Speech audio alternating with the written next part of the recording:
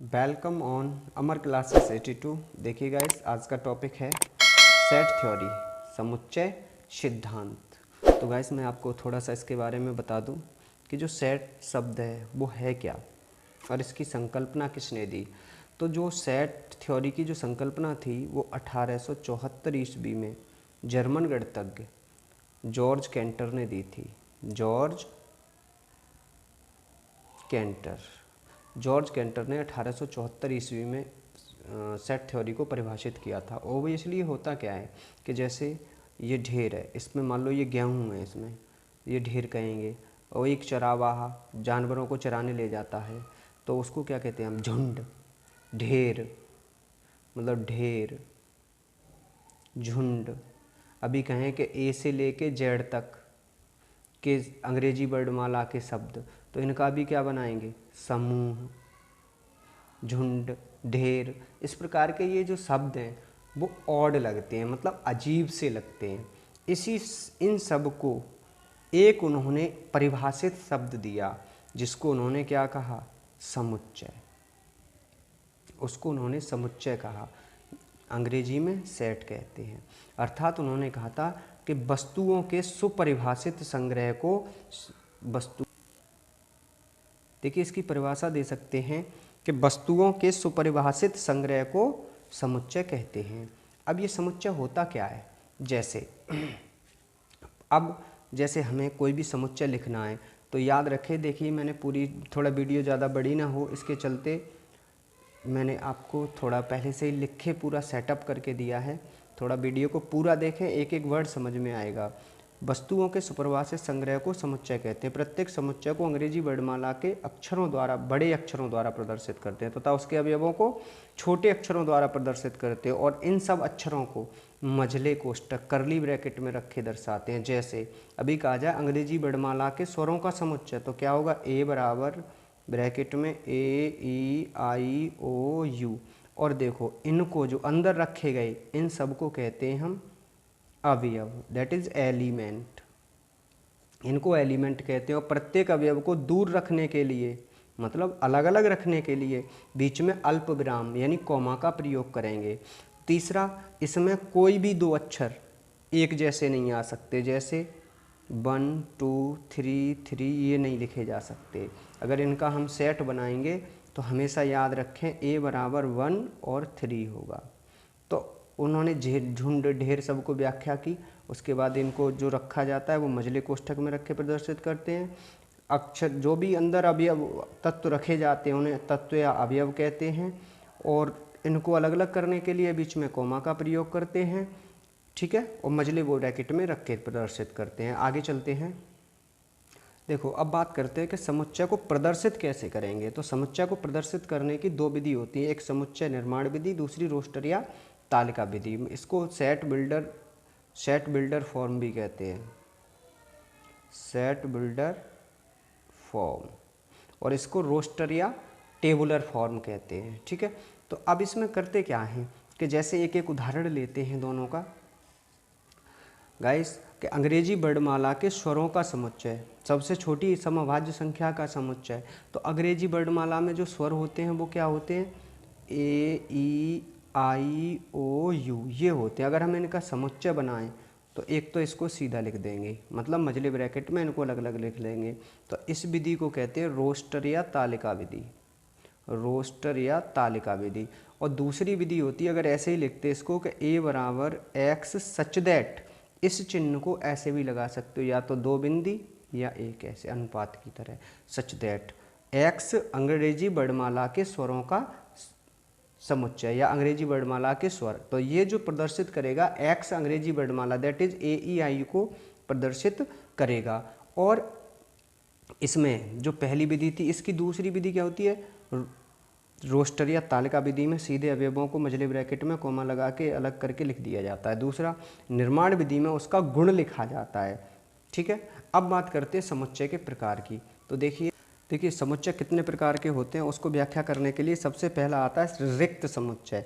ऐसा समुच्चय जिसमें कोई अवयव न हो रिक्त समुच्चय कहलाता है। इसे फाई से प्रदर्शित करते हैं। जैसे भारत के सन 1947 से पहले के प्रधानमंत्रियों का समुच्चय। तो भारत जब आज़ादी नहीं हुआ था तो कोई भी प्रधानमंत्री नहीं था, इसका मतलब कोई नहीं था तो शून्य नहीं लिखेंगे। ये विशेष ध्यान रखें कि फाई बराबर खाली ब्रैकेट बना रहेगा। जैसे इसको नल सेट या वर्ड सेट भी कहते हैं। फाई इज इक्वल टू खाली रहेगा। अगर आपने जीरो लिख दिया तो इसमें ये एक अवयव हो गया, तो ये खाली नहीं रहा। खाली का ध्यान रखें, बिल्कुल कोई एलिमेंट, यहाँ तक क्या पॉइंट भी नहीं लगा सकते, तो ये कैंसल हो जाएगा। ये विशेष ध्यान रहे आप सभी को। अगला लेते हैं परिमित समुच्चय। परिमित मतलब फाइनाइट सेट। ऐसा सेट जिसमें अवयवों की संख्या निश्चित हो या गिनी जा सके। ऐसा समुच्चय जिसमें अवयवों की संख्या गिनी जा सके या निश्चित हो, उन्हें परिमित या फाइनाइट सेट कहते हैं। जैसे सप्ताह के दिनों का समुच्चय। सप्ताह में दिन केवल 7 होते हैं, संडे टू सैटरडे 7 ही दिन होते हैं। या 1 से 5 तक की संख्याओं का समुच्चय। या हम कह सकते हैं अंग्रेजी वर्णमाला के सभी अक्षरों तो 26 ही हो सकते हैं, इससे ज़्यादा नहीं हो सकते। और बहुत सारे एग्जाम्पल आपको मिल जाएंगे। अगला लेते हैं अपरिमित समुच्चय, इनफाइनाइट सेट। जैसे ऐसा समुच्चय जिसमें अवयवों की संख्या अनिश्चित होती है, मतलब इनको गिन नहीं सकते, अनंत होती है अवयवों की संख्या। जैसे किसी संख्या पर बिंदुओं का समुच्चय, तो देखो कोई भी संख्या होती है वो बहुत सारे अनंत बिंदुओं से मिलकर बनी होती है, तो इसके बिंदु नहीं गिने जा सकते। एक बिंदु से होकर जाने वाली रेखाओं का समुच्चय, आकाश में तारों का समुच्चय, ये सभी अनंत समुच्चय या अपरिमित समुच्चय के उदाहरण होते हैं। अगला होता है एकल समुच्चय, सिंगलटन सेट। ऐसा समुच्चय जिसमें केवल एक अवयव हो, एकल समुच्चय कहलाता है। उदाहरण इसका कह जाए सबसे छोटी सम अभाज्य संख्या। तो गाइस सबसे छोटी सम अभाज्य संख्या केवल 2 होती है, ये सम भी है और अभाज्य भी है, तो ये केवल एक होगी। तो इसका जो सेट बनाएंगे तो वो केवल एक ही एलिमेंट तो आएगा। अभी कहा जाए बी से पहले अंग्रेजी वर्णमाला के, क्या बी से पहले अंग्रेजी वर्णमाला के अक्षरों का समुच्चय, तो बी से पहले केवल ए ही तो आता है, तो इसका में भी केवल एक एलिमेंट होगा। ठीक है जी, आप ध्यान से सुने। अभी इसका हलों का समुच्चय, जैसे 2x - 8 बराबर 0 है, तो यहाँ से 2x बराबर आएगा 8, यानी कि x बराबर 4। तो ये एक ही तो आया, तो इसका जब सेट बनाएंगे तो इसे 2 तरीके से लिख सकते हैं। तो x जो x बराबर आया 4 हमारा, तो इसका जो सेट बनाएंगे तो वो ऐसे ही तो लिखा जाएगा।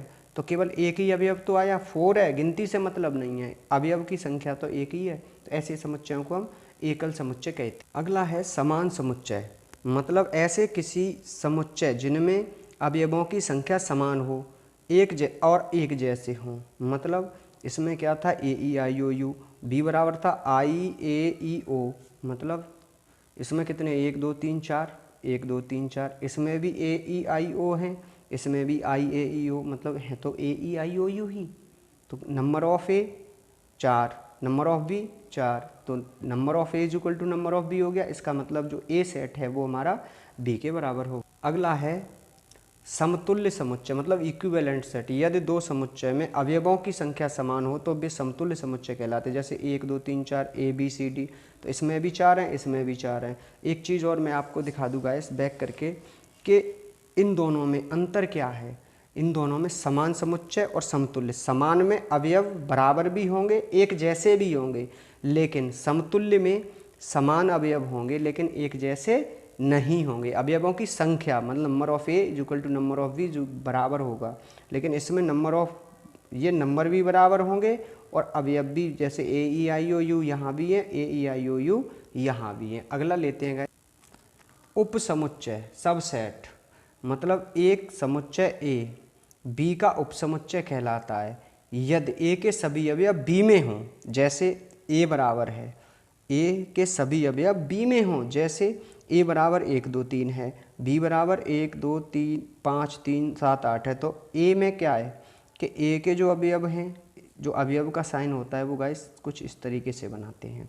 तो बी में अवयव है 1 2 3 5 7 8, ए में अवयव है 1 2 3। तो 1 2 3 यहाँ देखो 1 भी है, 2 भी है और 3 भी है, दोनों बी में मिल रहे हैं, तो इसको ऐसे डिनोट करेंगे कि A is the subset of B, A अर्थात ए बी का उपसमुच्चय। अगर ए उल्टा होता तो लिखते B is the subset of A, तो यहाँ पर क्या है, A is the subset of B. अगर अवयव बराबर होते तो फिर डिनोट करते A is the subset of B, मतलब ए में भी इतने ही होते 1 3 5 1 2 3 और इसमें भी 1 2 3।